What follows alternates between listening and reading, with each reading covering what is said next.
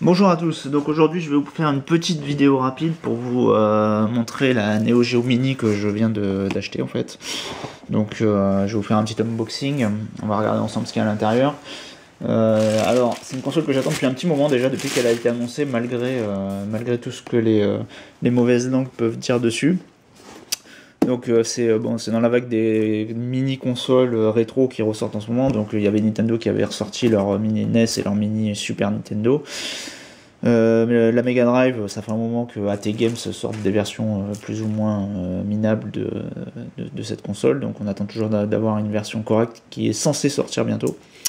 Et donc SNK a annoncé il y a peu de temps la Neo Geo Mini, donc depuis qu'ils l'ont annoncé je l'attends avec impatience. Alors elle a été pas mal décriée parce que vous allez voir, c'est une espèce de petite borne d'arcade, c'est pas une console qu'on branche sur la télé, enfin on peut la brancher aussi sur la télé, mais c'est pas le design de la console n'est pas axé là-dessus.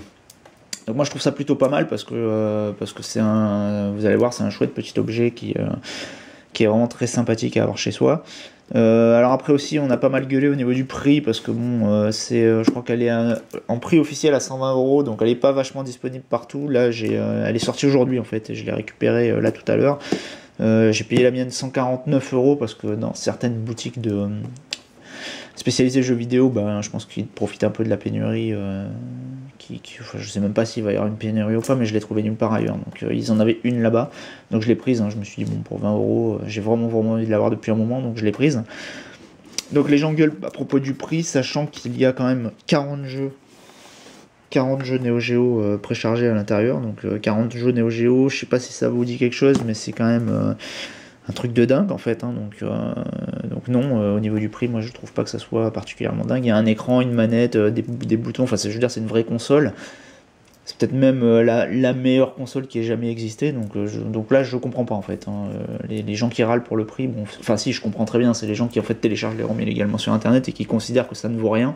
Donc forcément c'est sûr qu'un prix aussi élevé par rapport à rien, oui, évidemment oui, c'est très cher, mais par rapport à la valeur d'un jeu Neo Geo, en fait non, c'est carrément l'affaire du siècle en fait, hein. Donc 40 jeux parmi les meilleurs qui aient jamais existé, pour une somme aussi... Enfin voilà quoi, donc après faut savoir ce qu'on veut. Bref, voilà, donc la Neo Geo Mini, le packaging est plutôt joli, je vais essayer de garder la boîte, si maman cube tombe pas dessus et me harcèle pas pour la balancer, je pense que je vais la garder dans un coin, parce que l'air de rien c'est vrai que ça prend de la place, mais je vais la planquer. Et donc nous avons à l'intérieur, donc j'ai viré les seaux, normalement elle est scellée, mais je les ai enlevés là pour pas galérer avec la vidéo. Donc vous avez à l'intérieur, vous voyez, la fameuse Neo Geo Mini, un petit livret d'instructions, donc il y a une vraie notice en papier, voilà, donc qui vous explique un peu comment ça se passe au niveau des branchements, de tout le bazar quoi. Bon, enfin de toute façon c'est pas bien compliqué, ça reste une machine d'arcade, et une petite boîte avec à l'intérieur des stickers de déco, donc ça c'est les stickers pour décorer la borne. Donc je vois un King of Fighter derrière, un logo Neo Geo ici, et un câble USB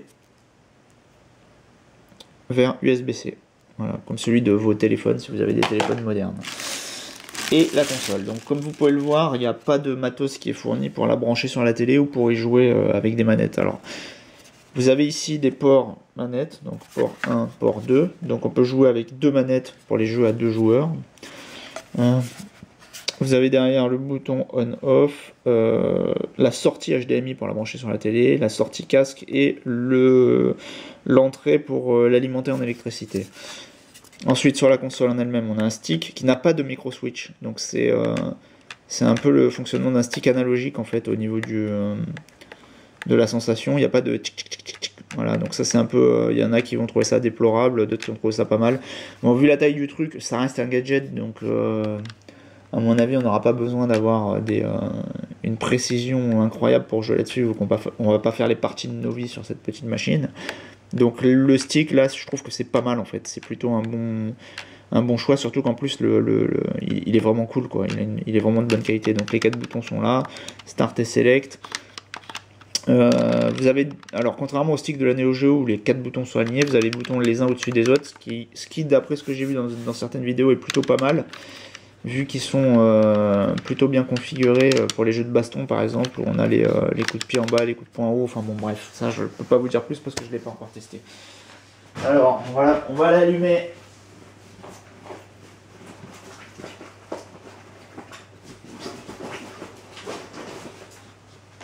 Alors je n'ai pas de prise de courant à proximité, donc je vais utiliser ma petite batterie portable de téléphone qui sert à charger le téléphone. Comme ça on va voir aussi qu'il y a vraiment une... Enfin si vous voulez jouer dans le train ou dans le métro, le fait qu'elle soit alimentée par une prise électrique et qu'il n'y ait pas de pile ou de batterie à l'intérieur, c'est pas forcément gênant, quoi. Donc je l'allume. Donc là vous voyez elle est nomade, hein. Je la balade, c'est super, elle est branchée à rien du tout, quoi. Donc quand on l'allume, vous voyez vous avez le petit joystick qui s'allume en bleu, c'est très mignon. Voilà, Neo Geo, c'est super. Donc il n'y a pas de réglage du son, attendez je vais regarder dans les settings, si il y a un réglage du son, c'est magnifique. Donc on peut baisser le son, donc je vais baisser un peu le son. Ah bah il y a le langage, donc je vais le mettre en... Oui, je voudrais le mettre en français, mais je ne peux pas. Si, voilà. Langage en français, c'est super. Trier par défaut, volume, ok. Et voilà. Et on va faire un petit P. Retour, voilà. Donc vous avez tous les jeux qui sont ici, donc présentés les uns à la suite des autres. Donc il y a bien 40 jeux. Donc ce sont des titres. Attendez, je vais avancer la console là, parce que c'est un peu n'importe quoi ce que je suis en train de faire. Donc vous avez les titres Neo Geo qui sont là, il y en a 40, on voit rien en fait. Attendez, je vais avancer la caméra plutôt. Voilà. Et là, on voit ou pas? Non, on voit pas trop. Bon, c'est déjà un peu mieux. Donc voilà, il y a des King of Fighters. Donc c'est la version européenne. Dans la version européenne, il y a moins de jeux de baston que dans la version japonaise, mais il y a plus de jeux d'arcade, action arcade, quoi. Donc moi je trouve ça plutôt pas mal en fait. J'ai attentivement regardé la sélection des jeux européens et des jeux de la version japonaise. Je trouve que la version européenne a des jeux plus intéressants que ceux de la version japonaise.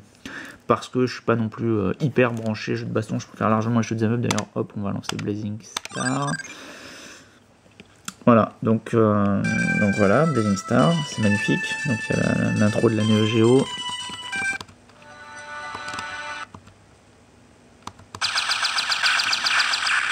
C'est magnifique.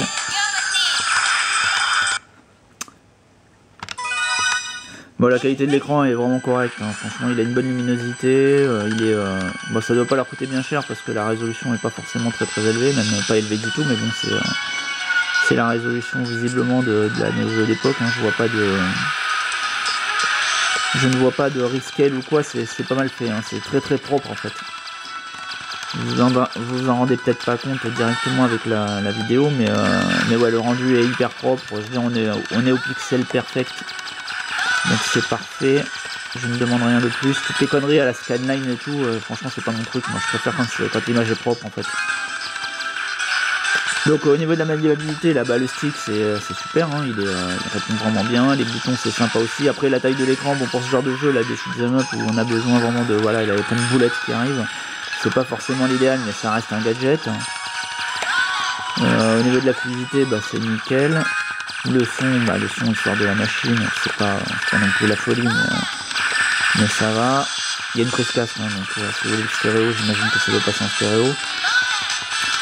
Et donc si vous voulez sortir tout ça en HDMI sur votre grande télé et jouer avec des manettes, avec les pads là, qui ressemblent à ceux de la Neo Geo CD en fait, là, vous pouvez acheter ça en plus, donc je crois que les pads doivent coûter dans les 30 €. Le câble en plus, ça doit être souvent là où vous l'achetez entre 10 et 15 €. Je crois que c'est quand même un truc assez standard. C'est un câble mini HDMI vers HDMI, donc c'est un truc assez standard, ça se trouve vous l'avez déjà chez vous. Et donc regardez-moi ça comme c'est beau. Waouh. Et donc voilà, donc moi je suis hyper content, hein. Franchement je trouve ça génial, je vais la mettre sur mon bureau à côté de moi, ça va être... l'objet déjà est vachement mignon, je trouve, le côté vintage et tout, c'est pas mal à la mode en ce moment en plus, donc je pense que n'importe qui appréciera d'avoir ça chez soi en déco. C'est petit, ça prend pas de place et c'est assez cool, quoi. Et puis après, bah voilà, si on veut faire une petite partie de temps en temps, vu que c'est des jeux d'arcade, ça s'y prête complètement. Hein. C'est des jeux qui sont pensés pour ça, pour mettre une pièce dedans, faire une partie en attendant de faire ce qu'on a à faire après, quoi. Donc voilà, au lieu de fumer une clope ou je sais pas quoi, vous pouvez faire une partie de Metal Slug ou de Blazing Star.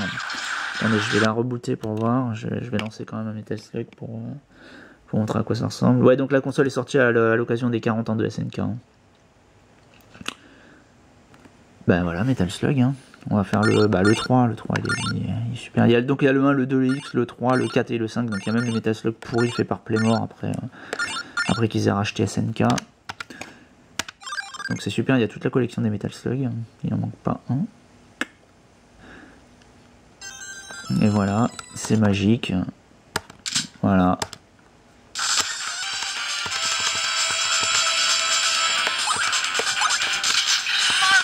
Marco. Putain, c'est trop cool.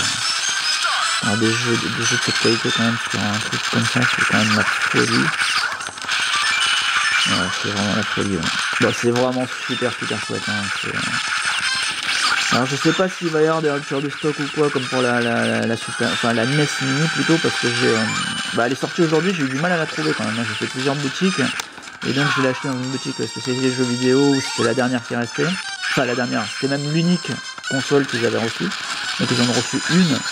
Et les autres, je suis allé dans l'autre boutique, ils en avaient même pas eu quoi. Donc et puis tout le monde s'en foutait en plus. Je suis allé dans une autre boutique de jeux spécialisés où le mec me disait que de toute façon il en commandera pas parce que c'était de la merde. J'étais un peu consterné de voir un peu de voir comment les gens sont blasés à notre époque. Parce que là, franchement, c'est incroyable quoi. De pouvoir jouer comme ça à Metal Slug 3 sur une petite console pour. C'est quand même des jeux qui valent plusieurs centaines, voire milliers d'euros en cartouche. Et là, ils sont tous dispo là comme ça dans une petite machine, c'est quand même assez incroyable. Enfin, donc je suis très content qu'à notre époque on ait quand même accès aux jeux Neo Geo comme ça aussi facilement. Ça avait déjà commencé avec les jeux en dématérialisé sur les consoles. Là, c'est vrai que sur Switch déjà on peut avoir accès à pas mal de titres de cette console pour il me semble 7 € à peu près du titre, ce qui n'est pas grand chose vu encore une fois la qualité des jeux et les heures qu'on peut passer dessus. Mais là franchement c'est la cerise sur le gâteau quoi. 40 jeux Neo Geo, en plus franchement la sélection est vraiment pas mal. Je crois qu'il n'y a pas Pulsar dedans, c'est un peu dommage, mais on peut pas tout avoir. Et Prehistoric Isle aussi qui n'est pas sorti en iOS mais uniquement en MDS, ils auraient pu le mettre dedans. Mais il est dispo sur Nintendo Switch de toute façon. Donc quand on a plusieurs plateformes, on peut avoir un peu la totale.